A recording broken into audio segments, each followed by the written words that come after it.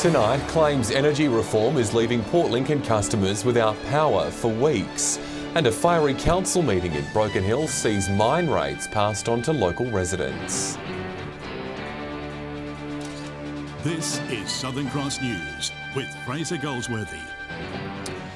Good evening. A change in energy reform is leaving Port Lincoln residents and electricians in the lurch when needing the simple installation of an energy meter. Some locals and businesses are being left without power for weeks, leaving many to suggest the disruptions are causing nothing but chaos.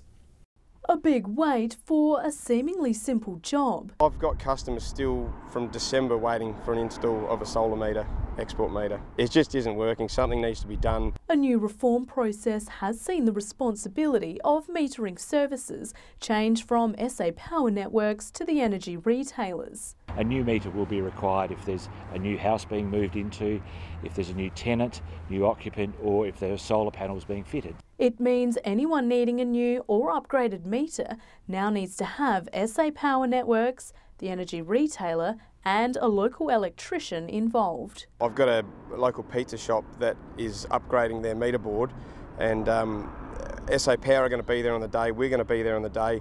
The retailer said they'll be there within 10 business days, which means the pizza shop won't have any power for 10 days. And the only solution for now is to contact the Energy Ombudsman, which some say is unacceptable. It shouldn't happen like that. It's a waste of our time. I mean, it's the only way it can get fixed is by contacting them. Common complaint I hear from electricians, the people who are actually installing the meters, is that, you know, why should I spend my time contacting an ombudsman? It shouldn't have come to that, but unfortunately it has. The Ombudsman and Essential Services Commission are now seeking answers from energy retailers to work with SA Power Networks for a more timely service. Casey Trelaw, Southern Cross News. A Crystal Brook man has been arrested following an investigation into multiple break-ins across the town. It's alleged the 29-year-old broke into two businesses on Bowman Street this month, making off with cash. It's also alleged some items at the rear of a shop were also set alight. On Monday, officers searched a home and uncovered cash believed to have been stolen from the businesses and a small amount of cannabis and drug paraphernalia. The man was charged with serious criminal trespass, theft and arson. He'll face court in August.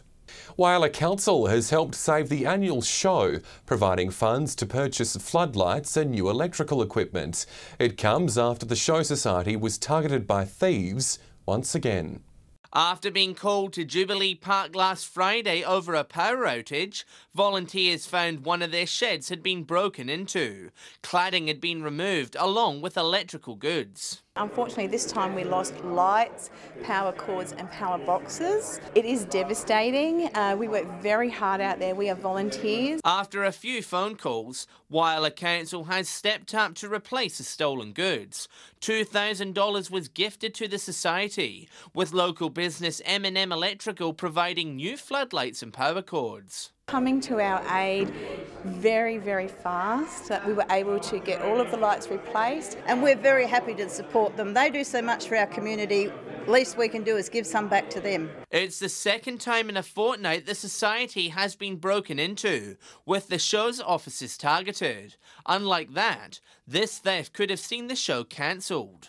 It put the show at risk. We cannot run a show at night for safety reasons without any lights. Council says the funding is minimal compared to the event's social value. Part of our social fabric, John. As kids, it was like you rite of passage. You go to the show every year. I know I go to the show every year with my daughter. John Hunt, Southern Cross News. Despite fierce debate at their monthly meeting, Broken Hill councillors have voted in favour of continuing to transfer mine rates onto residential ratepayers. They also voted to reduce operating hours at some of the city's tourist hotspots. A motion to adopt the city's draft operational plan was passed 5 votes to 3 last night, meaning the transfer of mining rates onto residents will go ahead. I speak to many people and they are just absolutely disgusted that council would be moving mine rates onto the community when the mines give a presentation and let the councillors know quite plainly that the rate revenue is not an impacting factor on whatever they do. We've been told by IPART, and we've looked at our financial planning, that we cannot charge a massive land greater than what it is. you know, unless we're providing extra services to them, which we're not. The Mayor says council cannot legally charge the local mines more than what they should be paying. No matter how you look at it, you keep on putting it on to the people that are least able to afford to pay it, and what will eventually happen is council will have a lot more people that do not pay. The reduction of operating hours for the Art Gallery, Mineral Museum and Library will also go ahead. It's not music to the ears of some elected members who think it'll hurt local tourism and council's plans to seek government funding for a new library. They're charging people more. We should be providing the services either as they are or extending them, not curtailing. There's no way you're going to get millions of dollars for a new library. The first thing the government's going to say is what you need. Anyone with any sort of brain or any sort of financial sense is going to say you don't need a new library, you just reduced them by 20%. Patrick Reinke, Southern Cross News. Crystal Brook Primary School today held an opening ceremony celebrating the history, culture and achievements of Aboriginal and Torres Strait Islanders ahead of NAIDOC Week. Students engaged in traditional and hands-on activities with a strong focus on women in the community. Holding Indigenous history and culture close to heart, students from Crystal Brook Primary took part in many NAIDOC celebrations. Build on the learning that they have already done about Aboriginal culture and history, and to really get to have a real sense of community within our school. Activities were centred around this year's theme, Because of Her We Can, recognising the important role Aboriginal and Torres Strait Islander women play in our society. Just to support our kids, our community, to show, you know, just being there as the leader, and I think that's very important as a mum, as a woman. The Dusty Feet mob took the opportunity to showcase some of its heritage. It's teaching our kids, you know, about culture, that are still strong, teaching them about song and dance. Teaching students a traditional and contemporary dance. We do a bit of contemporary dancing, and I'm going to be teaching the kids I'm Australian.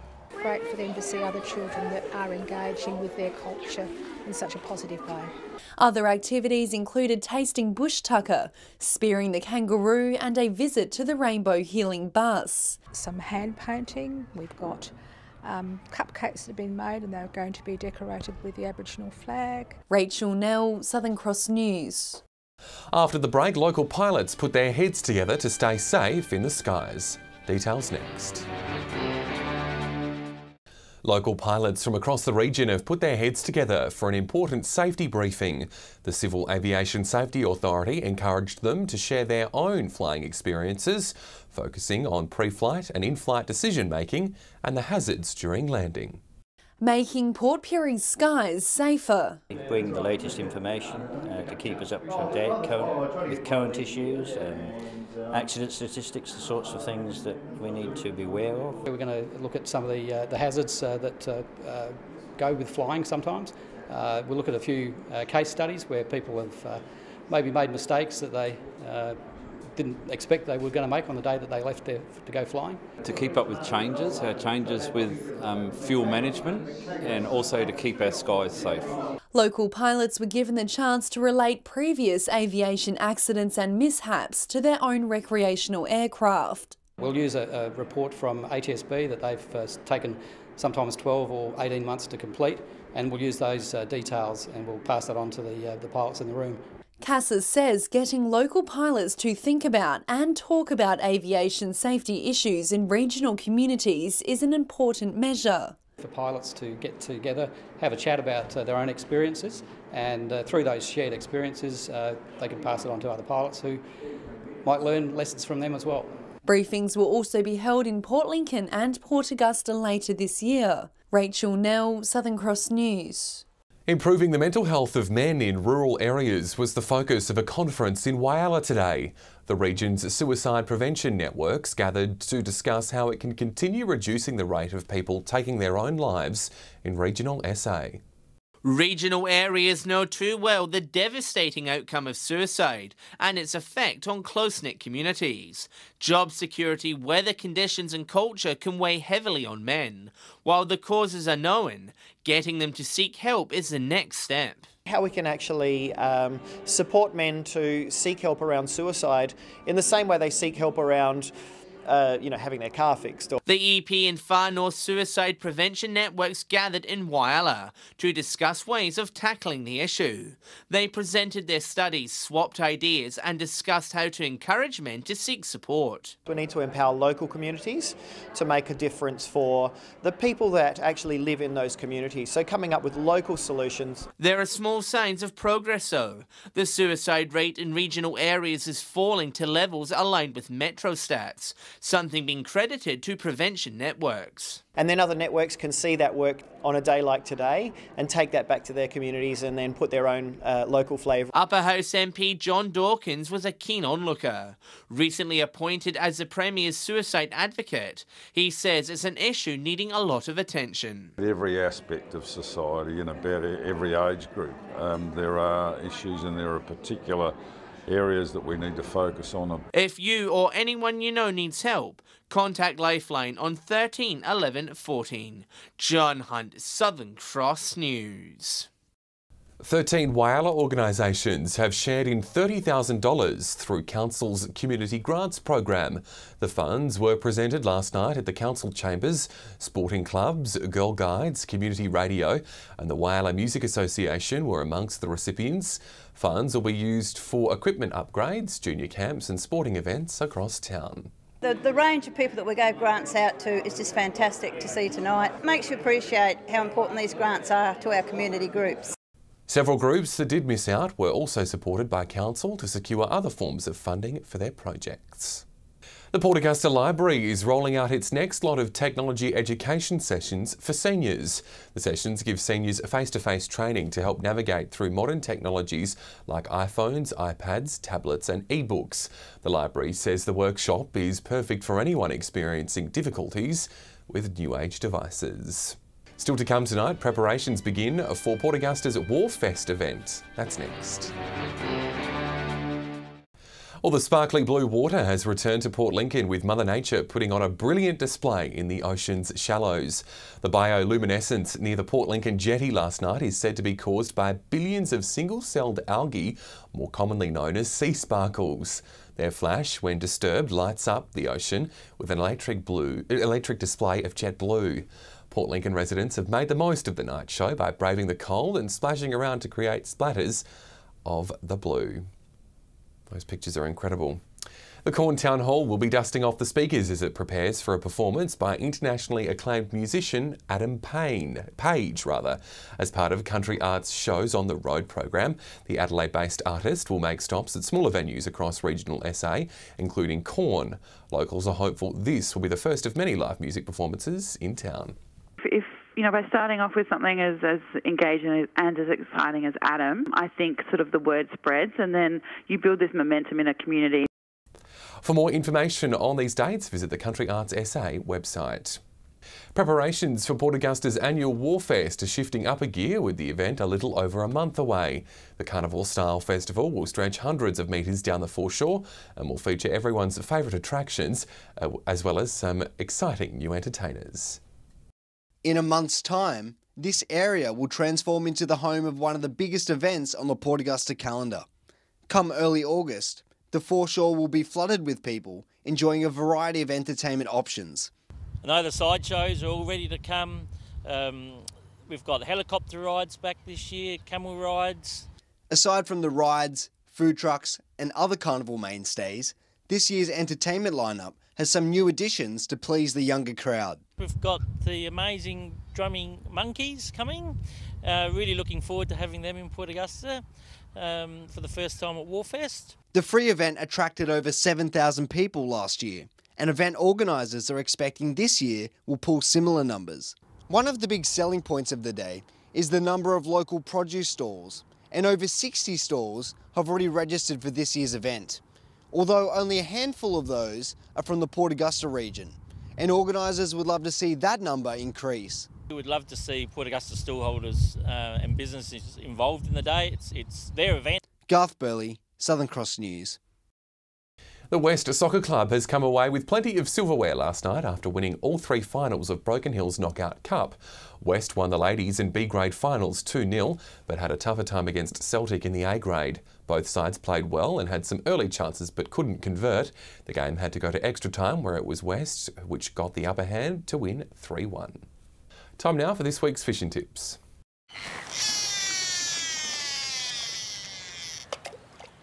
Welcome another week around the Gulf Fishing Tips. It's fantastic tides this weekend, so you don't have to get up Sparrow Far to get out there because the tides are in the afternoon. So from Broughton there's a few salmon around, also around in Port Pirie. King George whiting will be out for the later tides in this afternoon, and while you're out there just catching those last lot of King George, might as well have a shot at some snapper. I think you'll find them in the creeks again. G'day and welcome to this week's fishing tips from Port Augusta, Jewel North. Well, quite chilly but some beautiful weather at the moment. There are King George whiting out there, a lot over in the Flinders Channel. There's not really a lot, but what there are, there's absolute thumpers getting up plus that 40 centimetre mark. A few snappers starting to show up. Some kingfish up around the train bridge and also around the powerhouse. And there's squid everywhere. Try around the Letty Spit Bank and Old Number 9 as well. That's all we have from the Jewel North. Hi, welcome to Whalers Fishing Report this week. Not a great deal to report from the past week's fishing with the bad tides, and we had again another bloodworm run, so the fish weren't really on the chew last week. However, this week the tides are fresh, the weather's looking great for the weekend, so a good opportunity to get out there. Best areas to target would be down towards Mount Young, some really nice King George whiting pushing up there. Big numbers of squid, guys, so get amongst them. Out on the snapper, there's been a few fish coming in from the eastern shoal area, and there's been a few fish down towards the Cowlitz Landing. Land-based from Whaler, still some great sized salmon around the Point Lowly area and some nice garfish in the same grounds. G'day and welcome to Fishing Tips in Port Lincoln. Well, the South Coast has continued to fish really well over the past week. There's been quite a few salmon up around the 2 to 4 kilo mark. Back in the bay, the squid have been pretty reliable as well. The usual spots up along the North Shore have been fishing well for squid, but also land-based locations like the town jetty and also the rocks at Stenross. Whiting have been a little bit patchy in the bay, but they've been fishing okay down the passage. So places like Thistle Island, Taylor's Landing and up to Carcass has been holding some fish with the afternoon high tide. Moving over to Coffin Bay, the whiting have been really consistent out around the Farm Beach grounds. The usual story, not big fish, but the numbers are pretty good there at the moment. And that's it for this week. We'll see you again with more fishing tips next week. Broken Hill has experienced its coldest June day on record this week. Tuesday's maximum temperature was only 7.5 degrees, smashing the old record of 9.1 set in 2016. It's not the coldest day in Broken Hill's history though. That record was set in July 1993 when it only reached 6.9. Definitely a good day to have the heater on. And on that note, Amy's along with all the weather details next, and the mercury rose just slightly around the region today, Amy.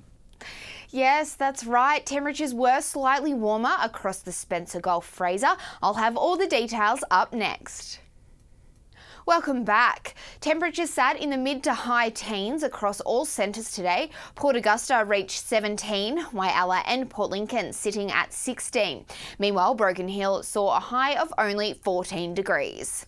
Taking a look at the satellite, and despite cloud over the west, it's not producing any rain just yet. Skies are mostly clear over the north and eastern parts of the state under that high pressure ridge. If you're out on the waters tomorrow, westerly winds will shift southwesterly up to 25 knots, with seas reaching around half a metre. Sunrise is at 25 past 7, while it will set at 20 past 5. Looking at tomorrow's forecast, and temperatures will continue to sit in the high teens. 17 the top for Port Augusta and Corn, 16 in Whyalla, while Port Lincoln and Coffin Bay will stay a degree or two cooler. Heading into the new working week, and possible showers around Port Lincoln are set to clear by Monday. A run of fine days ahead for Cleve and Woodner after showers ease by Friday, with maximums of 16 and 17 degrees. Whyalla is in for a sunny start to next week, reaching a high of 16. Port Augusta will also see the sunshine over the weekend and into Monday, while maximums in Kadina will hit 15 for the next few days. Some cloud around in Port Pirie on Monday, however it will hit a high of 17. A chilly few days ahead in Clare with only tops of 13. However, in Broken Hill, sunny days are predicted leading into next week. So Fraser, it's looking like a beautiful start to the new working week. Thanks, Amy. Well, there was plenty of excitement today as kindy students from Port Pirie West Children's Centre, Solomon Town Kindergarten, Port Pirie Community Kindergarten and Napperby Primary got their hands dirty to celebrate International Mud Day. Every child likes to play in the dirt, in the ground, so this is all about the connection through the earth and the soil. Kids were free to run around and slide in a massive mud pit, play with clay, build a cubby, make spaghetti worms and play in a mud kitchen. That sounds like fun. And that's all from the newsroom tonight. Enjoy your evening. Good night.